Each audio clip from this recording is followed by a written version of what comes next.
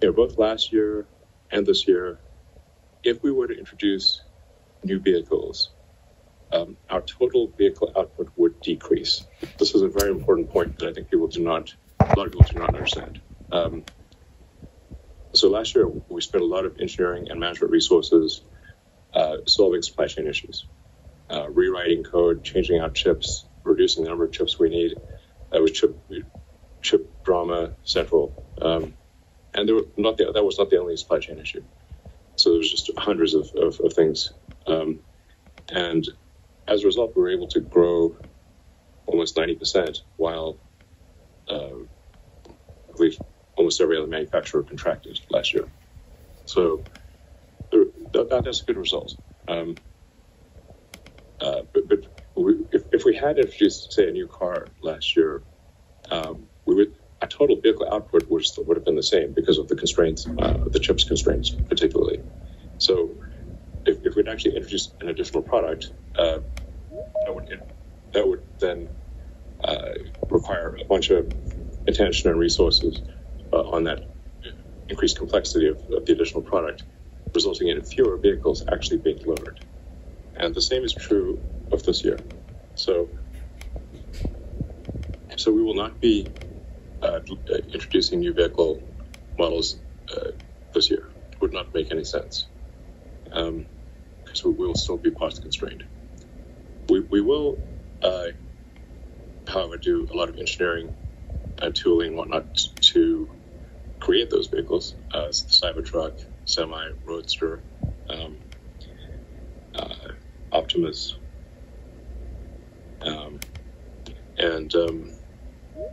and be ready to bring those to production, hopefully next year. That is most likely. But like I said, it is dependent on, are we able to produce more cars or fewer cars?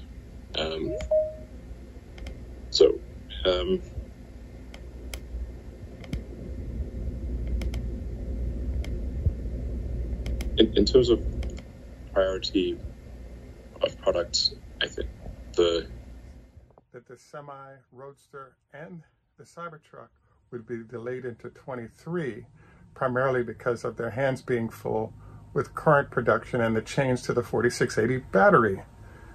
We're choosing today to open up with our photo that he presented along with what came out because there's a logical but doesn't make sense process that's going currently for Tesla.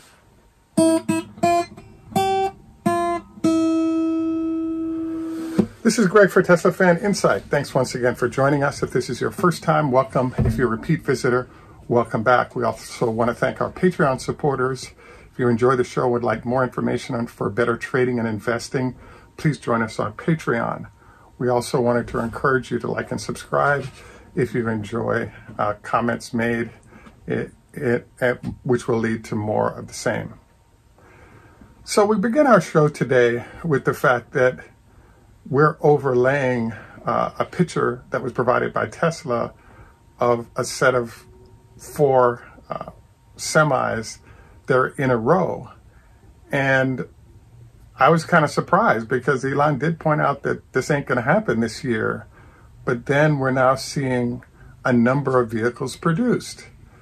So we did some digging on this, and one of the things that came up, a number of things popped up. The first thing that happened for me is when I looked at it, a quick thought came to mind of, is this Photoshop? So we had a friend of the show that's a Tesla employee, and I asked him, wait a second, is this real? And his point was, oh yes, it's real. So I was very surprised by this because I was thinking, wait a second, Elon said this vehicle is not going to be delivered this year. Now we've got a photo with 4 of those vehicles sitting next to each other. So a question comes up, which is, well, what are you going to do with the vehicles that are completed? Are you, A, going to destroy them? I guess that's a possibility in terms of crash testing, but I believe the crash testing has already been done. B, the next question that came to mind is, if those vehicles are done, how come what we were told is that Tesla/Elon would begin a process where they would start shipping Tesla vehicles in different directions, moving cars using those trucks. And so we haven't been seeing a lot of the 4680 based trucks moving Tesla vehicles. So the next question is, well, if the vehicles aren't being used in one of those two ways, where is it going? And that's when we come up with the answer of the fact that the first semi has actually been delivered to the Modesto plant of Frito-Lay. And it's been indicated that they would get their first 15 vehicles there. And so the next thing that comes up with this is all the photos that are being shown of the mega chargers, charging facilities that have been installed now in Modesto and waiting on the 15 trucks. I thought this was a very interesting decision to have 3 mega charger facilities and 15 trucks. We're hearing different stories of charging for that vehicle being as short as 20 minutes to a full charge, possibly 15 minutes because of a graphene-based 4680 battery. This seems kind of logical because in theory, if the mega charger required 8 hours to actually charge the trucks and you have 15 trucks, once they come in, you'd have a musical chairs process going in order to make sure all those trucks were charged up for the next day's deliveries. So I believe that this further illustrates the point that the 4680 battery-driven truck will have really nice performance in how rapidly they can charge, because if they didn't, you at least would have to have 6 mega chargers for 15 trucks, assuming an 8-hour charge for both. So I believe that nothing more than an hour would be appropriate. I believe that the number is somewhere between 20 minutes and a half hour on a mega charger to charge this facility, and cycling those vehicles, those 15 deliveries to our friends at Frito-Lay in Modesto seems like a logical how things might work. So, first of all, I just want to say congratulations that those vehicles are done. They can be on display, and the performance of the mega charger facilitates not inordinate amounts of time to get enough range to make it a worthwhile process. Now, I have left out sort of one estimate, and that would be, well, what if they put mega chargers at key distances so that they can easily get the vehicles charged up once again and back on the road while they're offloading at a delivery destination? I would say that's entirely a possibility, but for now, I would think that the mega chargers staying in location and the routes being run allow those vehicles to just come back and charge up at that facility. So the next thing that we wanted to review is, well, one of the core ideas for our show has been who's the current incumbent and what impact does this have? So as we've discussed on numerous occasions, the folks at Daimler Trucks, which is now separated from Daimler-Benz, the cars, have a big problem on their hands, which is the fact that Tesla has now got this vehicle ready to run. We're going to actually do a show next week focused on, well, what's the Daimler response thus far to the Tesla Assault? And the answer, as we all know, is they have a 250-mile range vehicle, but there's a whole bunch of questions on that vehicle, in particular, the fact that if you did get the 250 miles rather than the 100 they started out providing, how much freight weight is left after you have a battery that's that size? And I believe the answer to that question is not a lot of freight weight available. That's why it has not been deployed on a fairly large scale yet, because it's not really economically viable for the customers of Daimler that are buying that vehicle. So the next question that's sitting out there that totally makes sense is, now wait a second, Elon, how can you be delivering vehicles with a photo of those vehicles that you're delivering if you claim that they're not going to be delivered this year? And I guess the only argument that one can make is that there's a difference between delivering sort of prototypes and 15 vehicle scale of production for some of your longest waiting customers and having hundreds of trucks coming out on a monthly basis.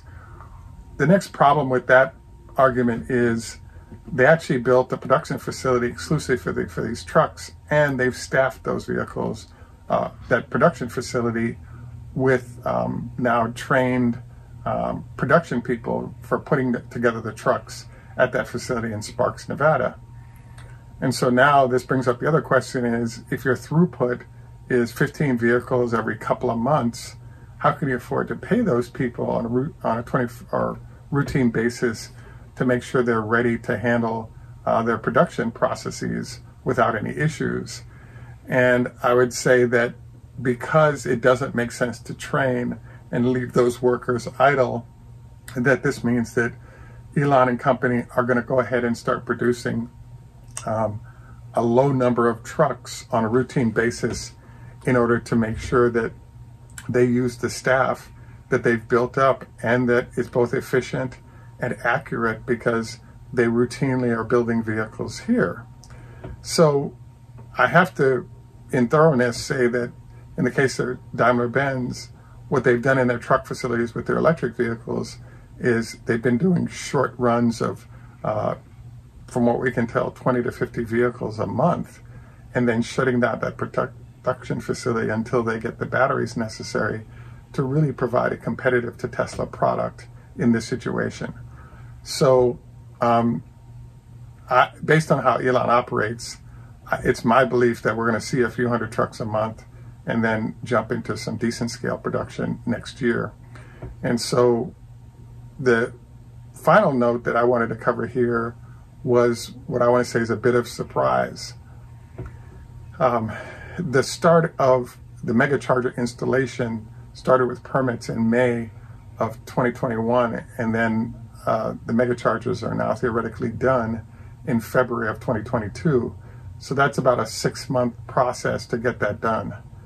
The other thing that we really have to look for and understand is the Tesla, in order to service both the trucks and the production needs of the Modesto Frito-Lay plant, have had to go ahead and install solar arrays where they're stepping power down from into the charging facilities for the trucks, but also providing solar power that can help with the electricity needs of that plant. So, you know, I think it's an interesting, great project. And one of our shows, we're actually going to be reviewing all the elements of this project, because it's likely that PepsiCo will do it again in other locations, and it'll become a global model for how the truck, the Tesla Semi, and the Megapack array to feed the Semi by Tesla might be set up in addition to solar panels, etc. So I think this is an awesome circumstance to see these vehicles done. The fact that there are a number of them completed illustrates the fact that they're really ready to roll. The only question mark now is, you know, how come we're not getting a lot more information about this, given the impressive completion of this facility and the vehicles that are going with it. So we'll give you more answers as we get them, and we look forward to your comments on this whole situation. The one other thing that's coming up as a question mark for this whole thing is something we covered in one of our earlier shows regarding the competition between Daimler-Benz trucks and Tesla, is how are the 4680 batteries going to be allocated? Now we know that 4680 has a line at the Sparks, Nevada or Reno location for the Gigafactory for Tesla. We know Fremont is producing, and we also know that the Fremont production of 4680s is being shipped to Texas, and that Texas, according to Elon, has now started producing its own 4680s for the Model Ys that are being produced there. So one of the question marks that's popping up is, for those truck customers that have been waiting for multiple years to get that vehicle, why is it that they're not being allocated the 4680 necessary to keep a steady production line going of the trucks that can be used by those long waiting customers? And then I also have to say that the per vehicle profit margin on the trucks is high, and they should be prioritized higher than more Model Y production for that reason. And that might be the case that that's happening, but we're not necessarily seeing new trucks on the road to illustrate that point. So in general, we want to congratulate Tesla for finally getting some production rolling of these trucks. We look forward to all of our viewers sending us photos as you see these trucks in motion and on the road. We look forward to our next show covering kind of an inside look at what's going on with the folks at Frito-Lay and their implementation of these trucks, how wise and how that's all going to work. At any rate, this is wanted to note we do have some SpaceX shares if there's interest. This is Greg for Teslafaninsight. Our health tip today is a reminder. Don't forget, prior to lovemaking, highly recommended that you not eat more than a very light meal like a salad, because it facilitates blood flow to other extremities in that process. We have a number of other health tips below from a number of doctors and other professionals in the field that we've spoken with. I invite you to join us there for viewing. At any rate, this is Greg for Teslafaninsight. Tschüss German, au revoir French, Lehithro Hebrew, Hoda Hafiz Farsi, Здравствуйте Russian, Ni hao ma, Chinese Konbanwa, Japanese, Heido Swedish, G'day, our friends in Australia, and Arrivederci, Italian, Asante, Swahili, and in Jamaica we say enough respect, walk good man. Thanks for joining us, have a great day, and bye for now.